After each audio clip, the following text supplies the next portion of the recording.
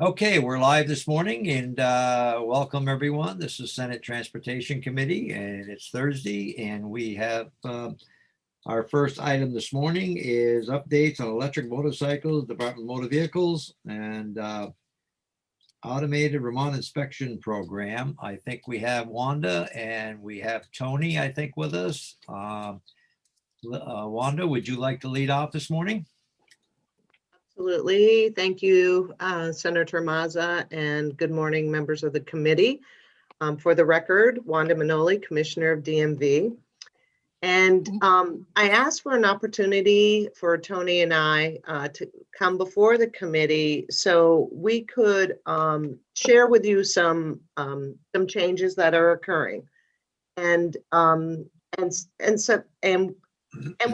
we're actually excited about both, but most importantly, an initiative that Director Fakos led this fall regarding the enforcement division and the motors and an electric motorcycle. For new members, DMV 2 years ago celebrated its 100th anniversary for the enforcement division. And DMV, when vehicles became available, was actually a motorcycle unit, and their focus was safety on Vermont highways and roadways. And so 2 years ago, we did a pilot. We had an opportunity to work with Essex, and we used one of their enforcement motorcycles. And we did a pilot with a couple of our staff, and we looked to see the efficiencies and the benefits of having a motorcycle as part of our fleet and how that could benefit our mission. And the results of it is it really made a difference when we were in the areas of supporting and doing patrol, especially in construction zones, or during the holidays, or a need to have more enforcement on the roadways for safety. DMV always supports that mission along with the Department of Public Safety. And so the motorcycle was used during that time. We collected some data on it. We looked at the efficiencies of it. And as a result of that, working with Director Fakos, a business decision to bring a motorcycle into our fleet was made. And Director Fakos took this to a new level. And so I want him to tell you about what's coming up at near the end of April, early May. And then when we're done with that, I would just like to have a little bit of the committee's time to talk about the state inspection program. And I'm going to go back again in the beginning legislative session in 2018, we spent an enormous amount of time with the committees talking about the state inspection program, talking about the tablet, talking about the change that occurred with Vermont businesses, and the contract and the cost of doing inspections. And we are at a place where our contract is moving into the next phase, which has some obligations and requirements that are going to happen over this year and into 2022. And so we just want to give you an update because this process is going to begin, and our goal is to be in conversation with you. So when businesses, if your constituents reach out to you, you have better information. I want to be at the front end of this in partnership with you, not at the back end of it. So with that, I'm going to turn it over to Director Fakos, and we're going to talk to you about these two items and answer any questions you have. Thank you. Thank you very much. Director Fakos, good morning.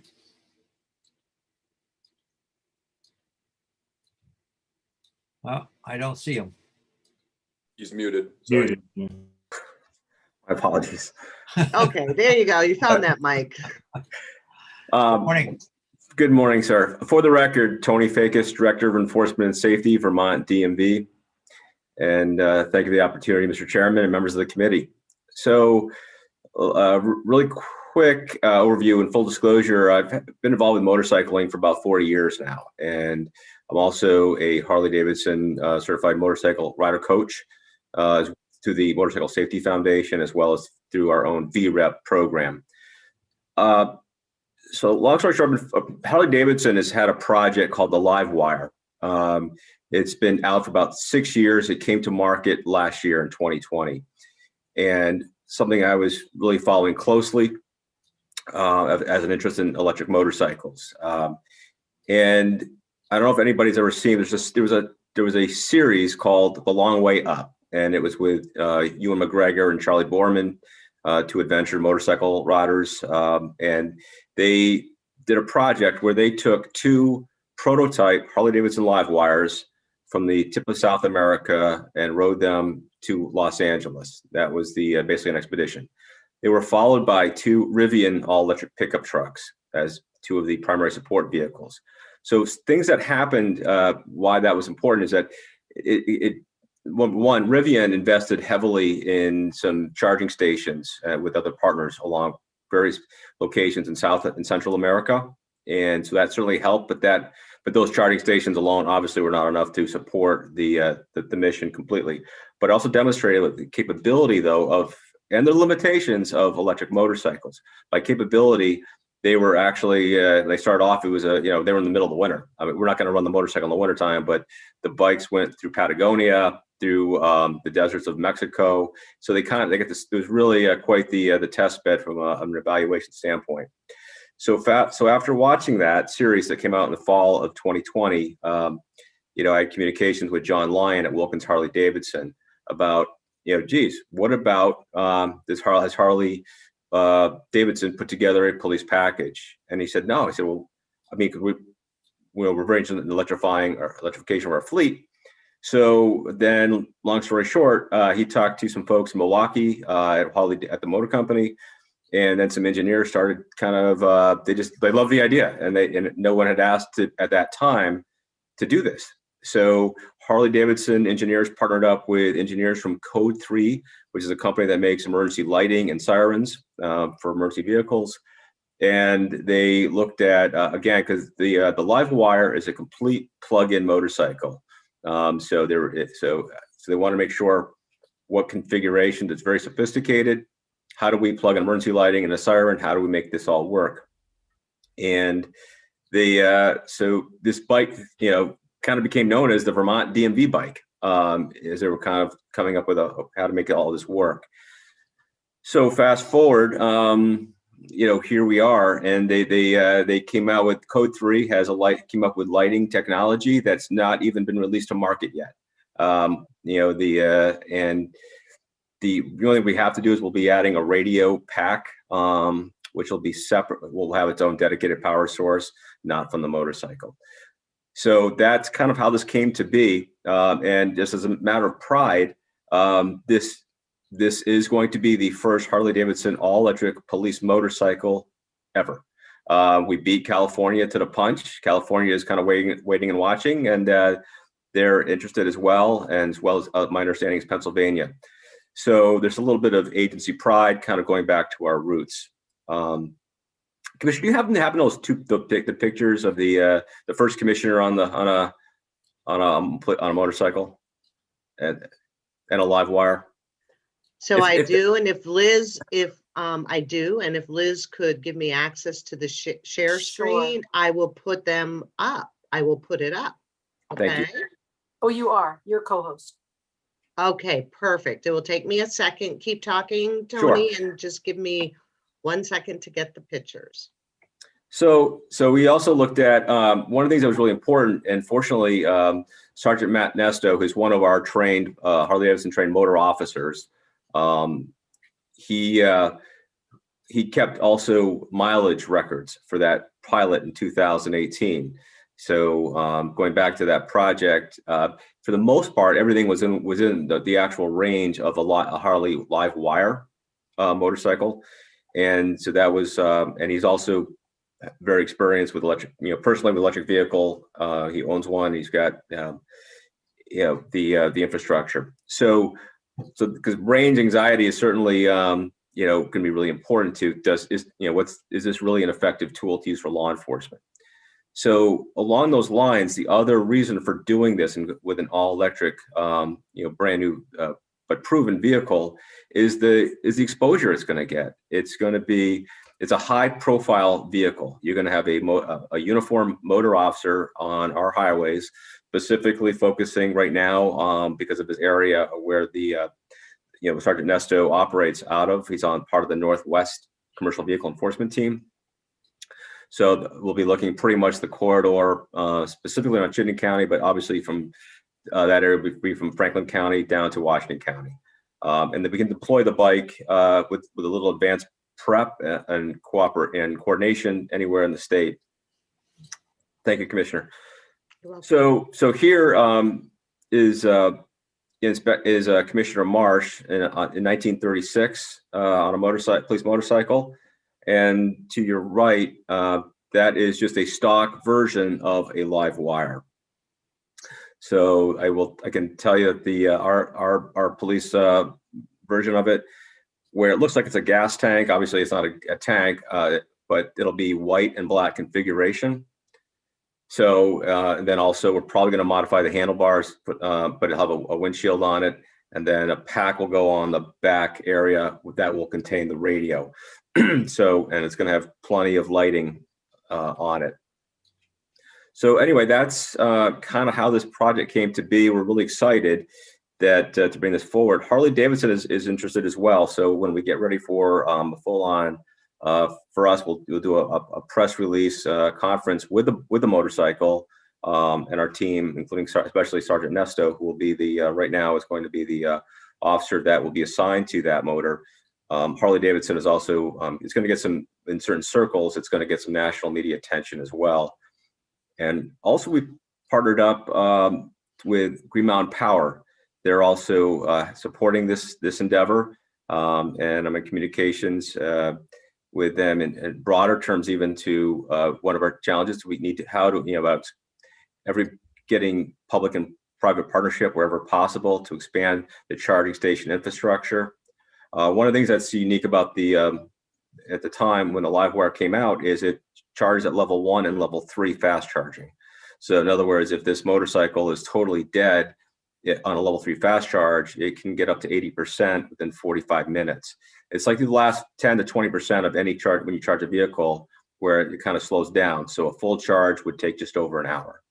But if you plugged it into at a regular outlet at your house, then it's going to, if it's totally dead, it could take anywhere, 10 hours. It could be a very long time. It's a high performance motorcycle. Again, it's not to be used, for pursuits, but it's going to be very capable to effectively and safely maneuver in high traffic areas. And also, people ask, well, why would commercial vehicle enforcement want a motorcycle? It's for the greater highway safety mission that we are certainly part of that capability in the state of Vermont, and it's to protect our commercial vehicle corridors as well. Just last week, there was a serious accident involving a TT unit in the southern part of the state where a car had swerved into its lane. It veered off over an embankment, and fortunately, the driver only sustained minor injuries, but barely missed a 500-pound propane tank and one house, but did end up hitting another house, and the truck did catch on fire. So, when you think about distracted driving, especially right now, too, with the limited enforcement that we've seen because of COVID, people are going to some pretty crazy speeds on our roadways and highways.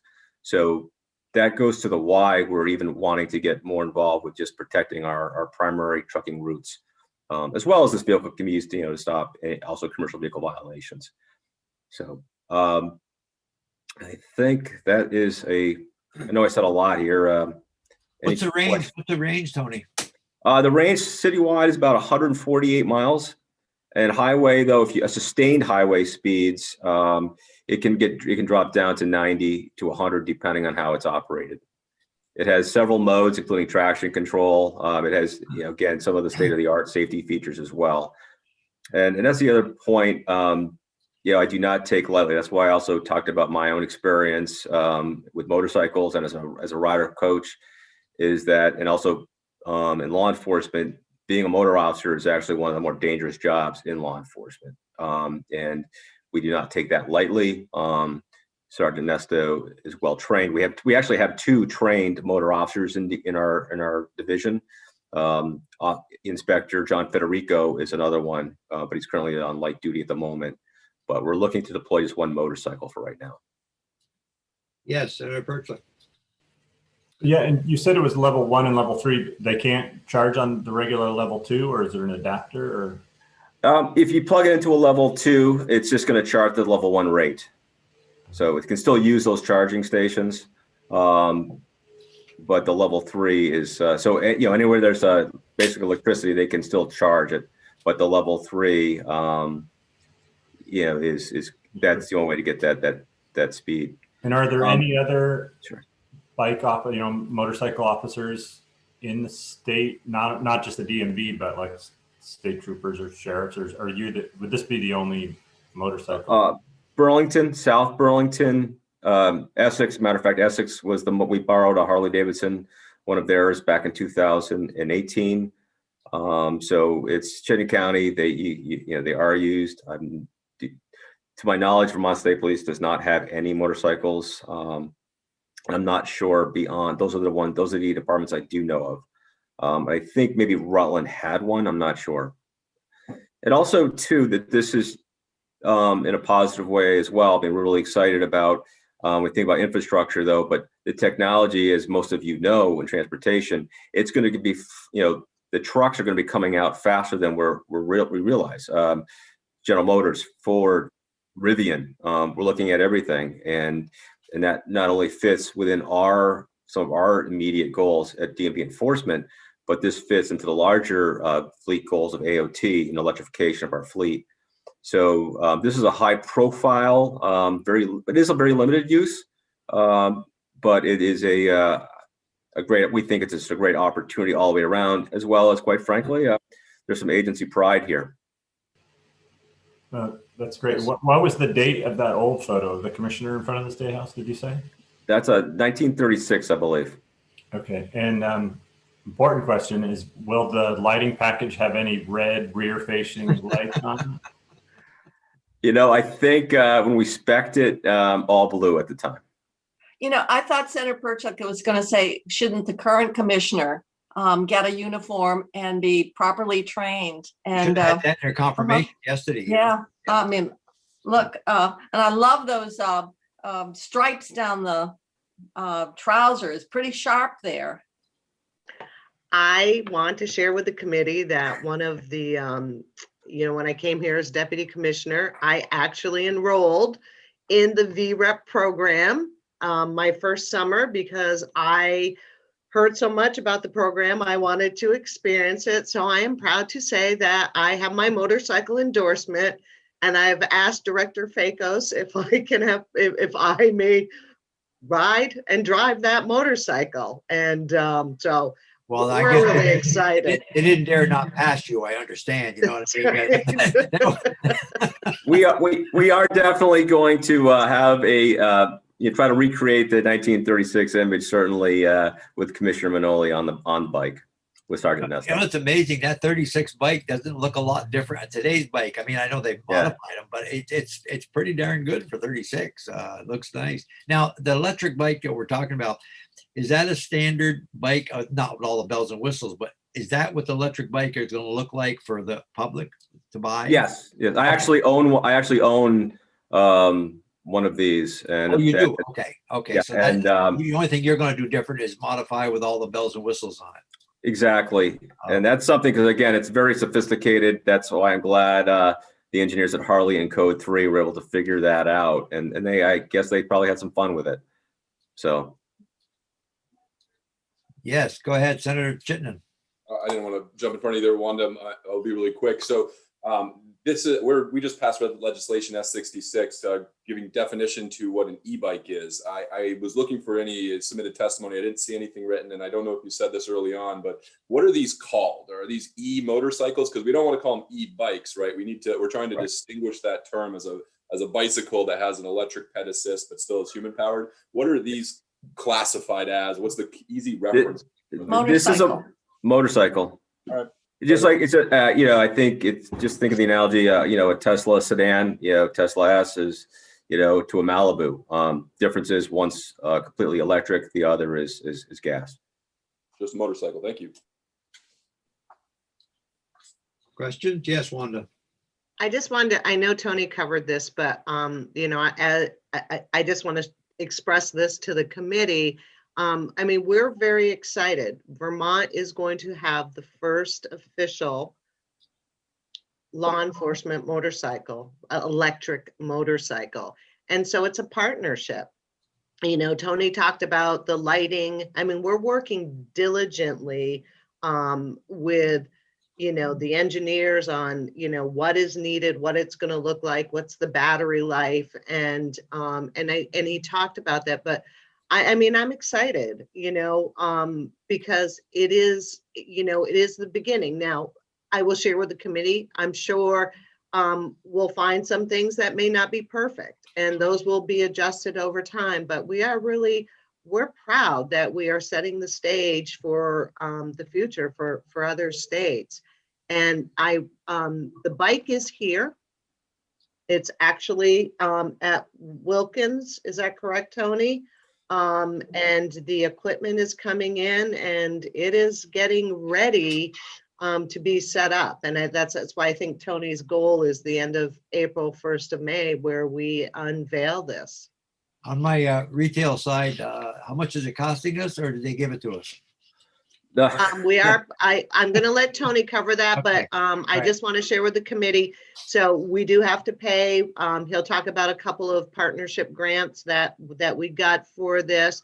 But I want the committee to know that we looked in our existing budget, in our enforcement items under equipment and looking at our fleet budget. And that is how we identified the dollars to pay for this. What was the cost again? I can go over that. It's the cost for the motorcycle with the with the lighting is $23,500, and then I didn't even pay that much for my house. so And the your model motorcycle retails the base the as you see it is a $30,000 motorcycle.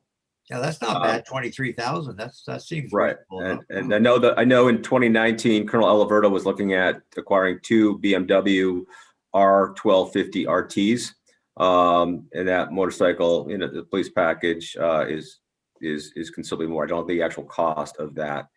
I also just want to say, for the record, this is not the first electric motorcycle in police work. This is the first Harley Davidson electric motorcycle. A company called Zero, and that's all they make are electric motorcycles, has been at this for several years now, and they have come a long way as well.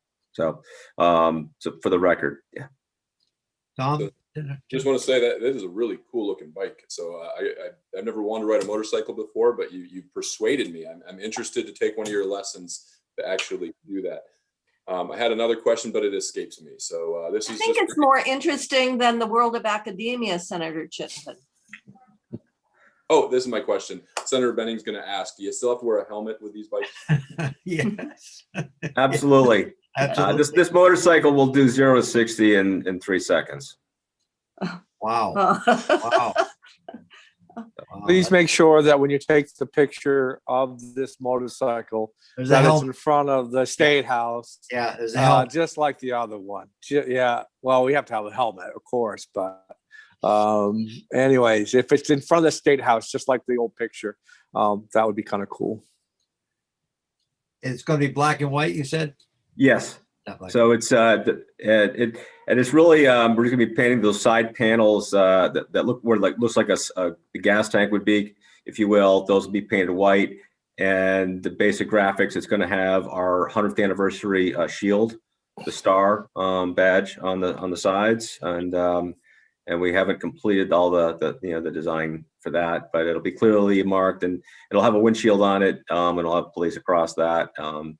So it'll be marked, very visible. Plus, Sergeant Nesto's helmet, it's a full face helmet. It's going to be black and white as well, with integrated communication system that we'll be adding into that.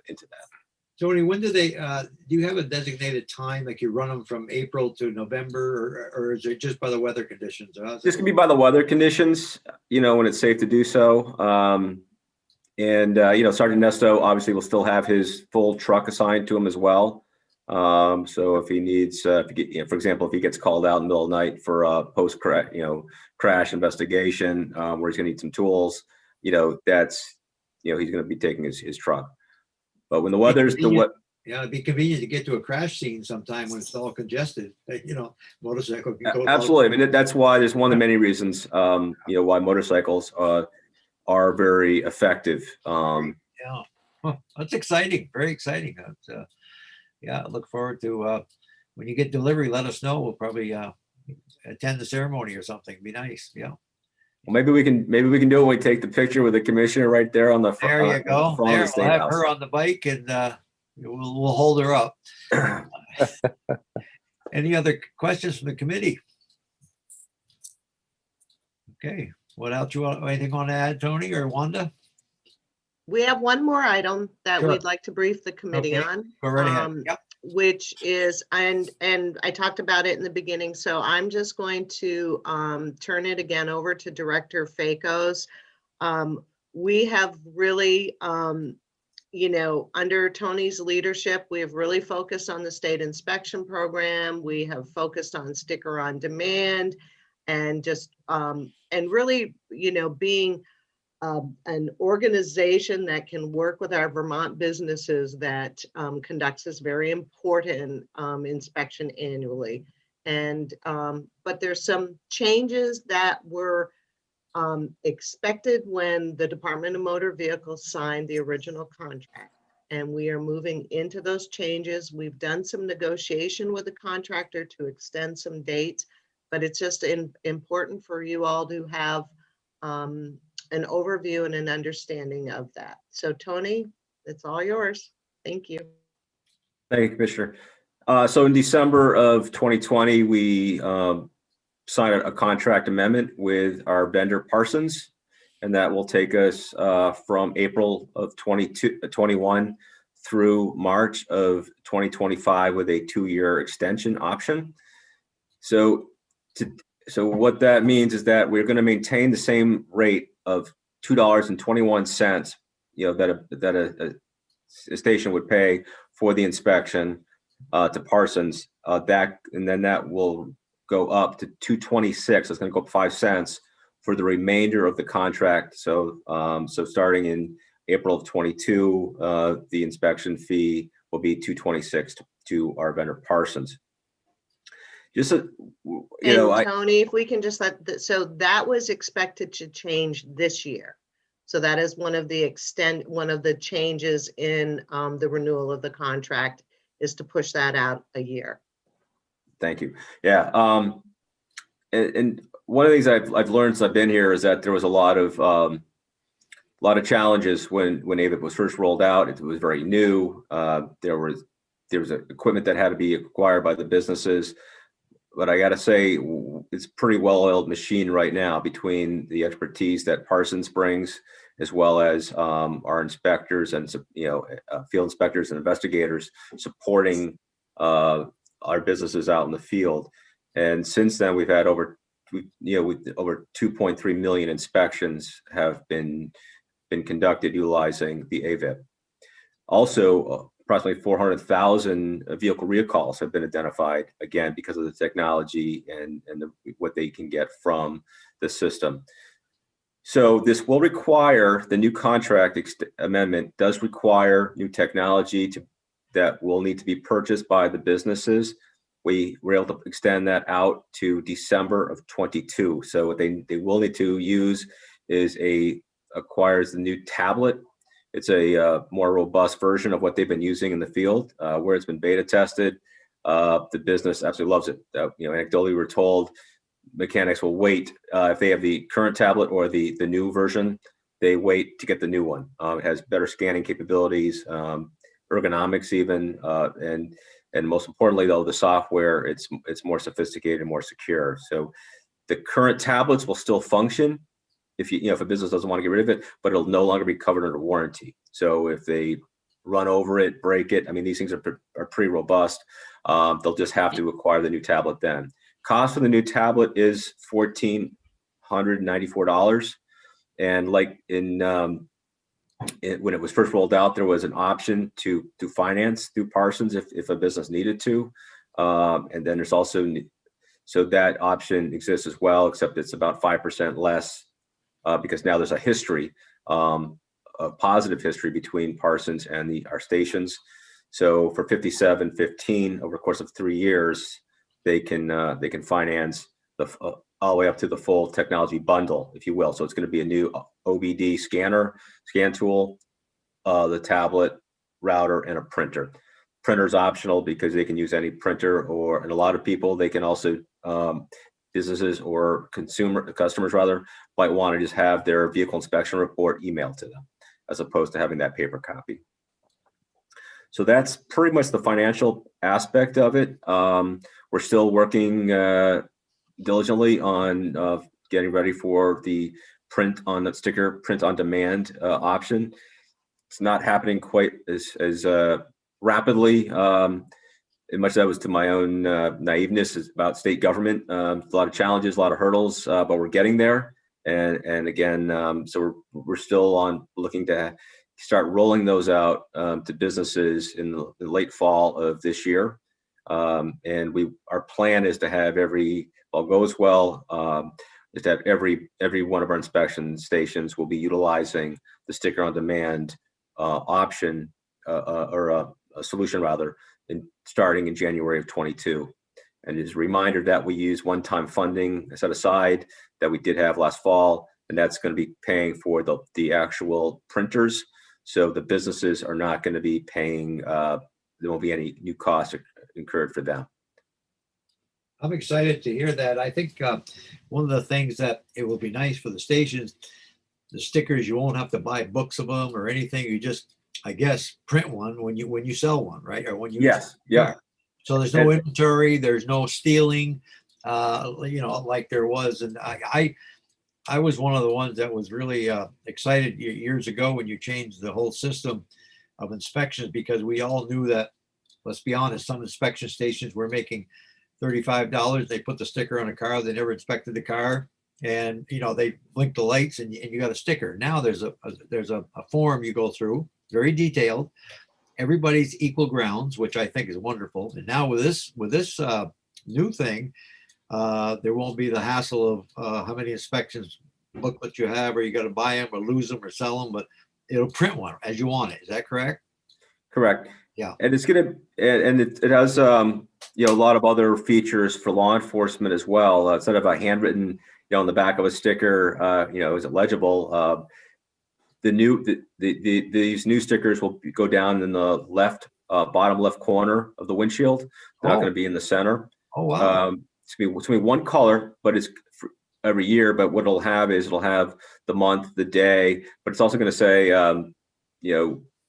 Dodge, truck. And then we'll have the last 6 of the VIN number, but it's also going to have a barcode to be scanned. So law enforcement, by probably April of 22, law enforcement will be able to scan it, and they'll get the whole history on the inspection to know it's a valid inspection.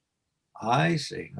So it's going to go in the left-hand corner. Wow, that's a big change. They've been talking about that for 100 years. So yeah. Yeah. So we're modernizing, sir. Wow, I guess so. That's I hadn't heard that one. That's good. When is all this going to take effect? When can the first stations get onto this? We're hoping to have this all online. It's the goal right now for January of 22. January 22. Okay. Yeah.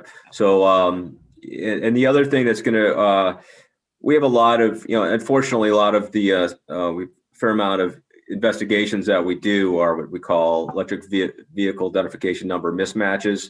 In other words, because of the emissions component of our inspection process. So you've got a vehicle, you're going through the safety inspection, and you do you get it ready for the emissions test.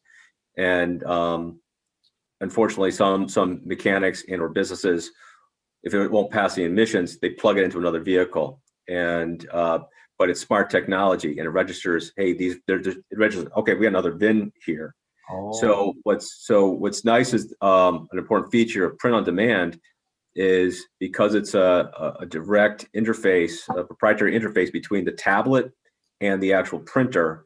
If the tablet says there's a problem here, it will not print a sticker. So oh, it's going to cut down also on that fraud that unfortunately is occurring. good. It's a more robust system there from a security standpoint. And the other thing to look at when you mentioned, Senator, the cutting down on the stolen inspection stations, stickers rather at stations. Burglaries, they still happen. Theft of stickers occurs with far too much regularity. And the way I also kind of equate this, going back to my police background, is kind of why do we have drug take back days? We want to get those meds, out of if they don't need them, get them out of the homes, so they're not diverted, so they're not stolen. You're talking burglary, and it's the same kind of thing. If we don't need to have the state, something that's can be stolen, and then have a black market value, they can, it's a similar kind of process. As well as it's going to make life a lot easier in terms of modernizing how we do things internally as well. I remember when we first did the inspection, the revamping and the cleaning up a little bit a few years ago, there was a lot of, unhappy inspection stations, and we made it perfectly clear. This is an advantage to you folks to make money. I mean, you get paid very well to inspect a car if you do it properly. So why should someone get paid more than others if you don't inspect the car? There's a list you should check. And you've been in enforcement all your life. And, some people were just putting a sticker on a car, making $35 or $40 or, it was easy. But so I'm glad we're doing that. That's great. Questions? Anyone? Is the paper You're muted. Yep. a different quality of paper? But obviously, can you hear me now? Yep. Now I can hear you. Okay. The paper quality is the same as regular paper, and the station will affix it with a different tape or just a regular tape to keep the integrity of the sticker the way it needs to be.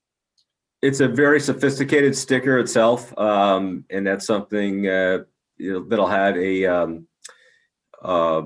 has a hologram on the bottom. It's going to have other security features, so if you tear it off, it'll void. Similar. It's amazing the technology that goes into a sticker. So it's going to be the biggest challenge we have right now is we just have to work on a solution to how do you apply it to trailers and motorcycles, where instead of it being the adhesive on the face of it, and that's something that Parsons is they will have a solution for us by the time we roll this out. Any other questions or comments? Yes, Wanda. So we're bringing this information to you also because we have been in beta testing, and Tony referenced that with the new tablets. We are in the process, and we want to, at the beginning of next week, communicate with all of our stations about the changes, the positive changes, the reminding them about the tablet, and that there is a phased approach in replacing the tablet. And I remember all of many members of the legislature getting contact and communication by their local stations. So we have put together a one-page fact sheet, and we have a brief communication for the tablet that is going to all of the owners. And we presented this to the House yesterday. They've asked for a copy of these documents because we're also looking at a partnership. We want you to have the information. So if you're contacted, that you have the facts so you can, communicate with them and with your constituents. We don't want you to be caught off guard or have any surprises. So I'd like to be able to send this to Liz to distribute to all of you, and then work in partnership if there's a way that we could provide this information to other members of the Senate, the best way to do that, just so they are informed, because we are going to start rolling out next week. And would like your recommendations or advice or guidance on this. Senator Perchik. Yeah, so that was going to be my question, which I think you just answered. So you have notified all the stations about this $1,500 tablet they're going to have to buy?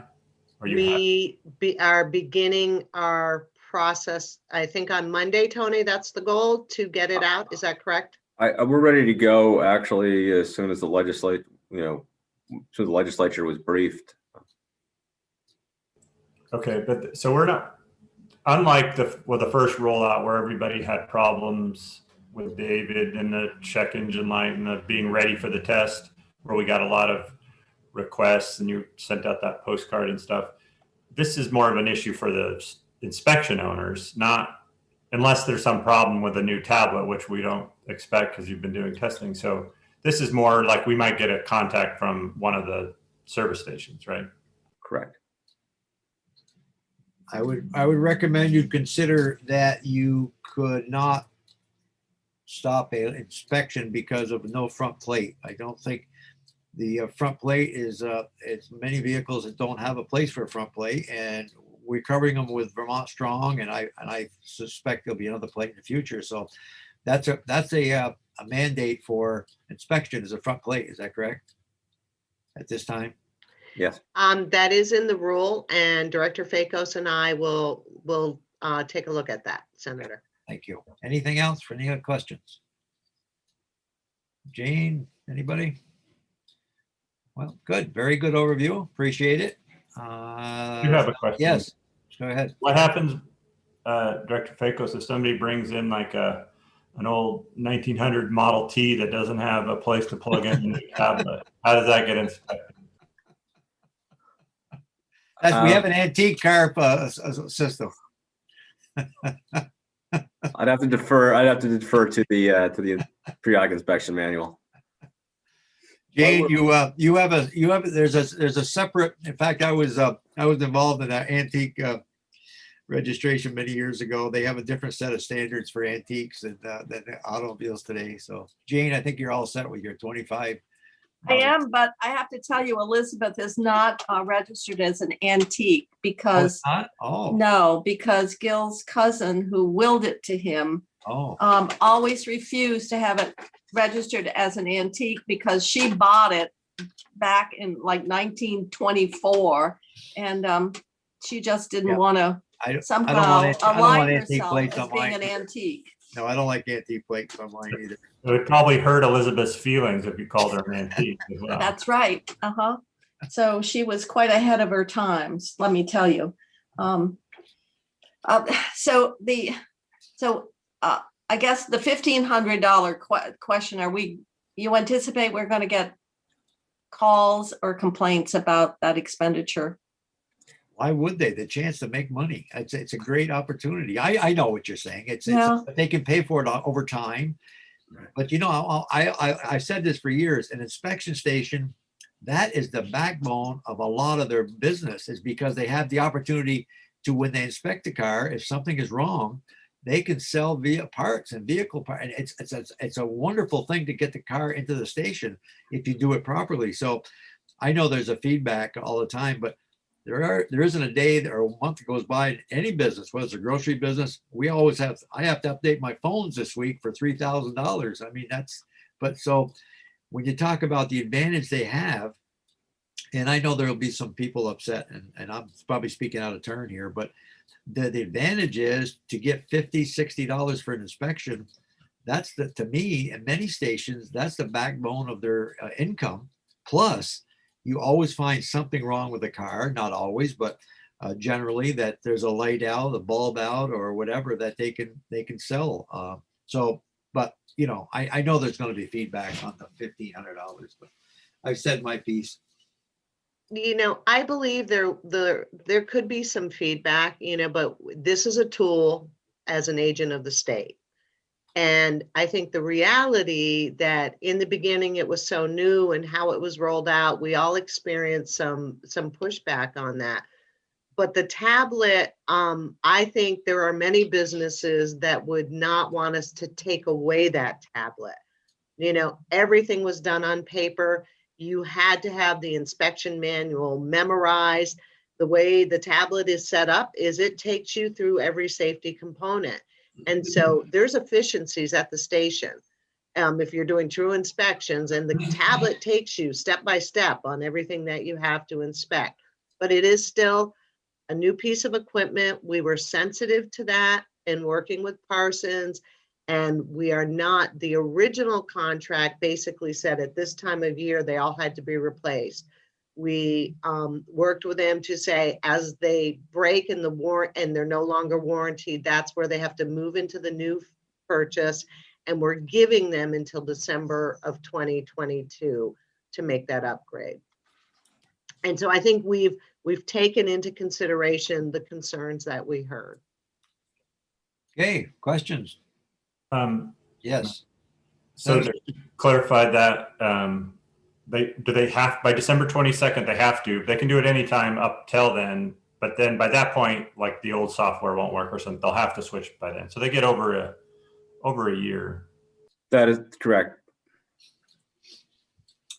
And we're doing everything. I mean, Captain Davidson and his entire team who oversee the AVIP, as well as Parsons, you know, as a partnership between state of Vermont and our vendor. They do a great job supporting these businesses. They're in regular communication with them.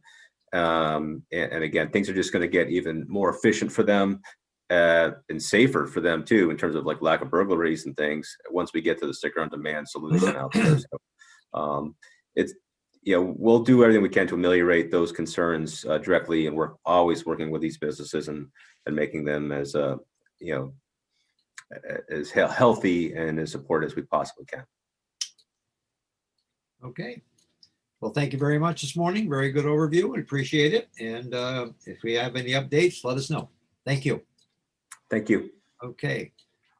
All right, committee, we're going to take a break, and we'll be back. We're supposed to be on at 10:15, but if we're available at 10 o'clock, if Liz can get the folks on at 10, we can start. 10 o'clock. Yeah, it's 10 o'clock. We'll be Yeah. back at 10.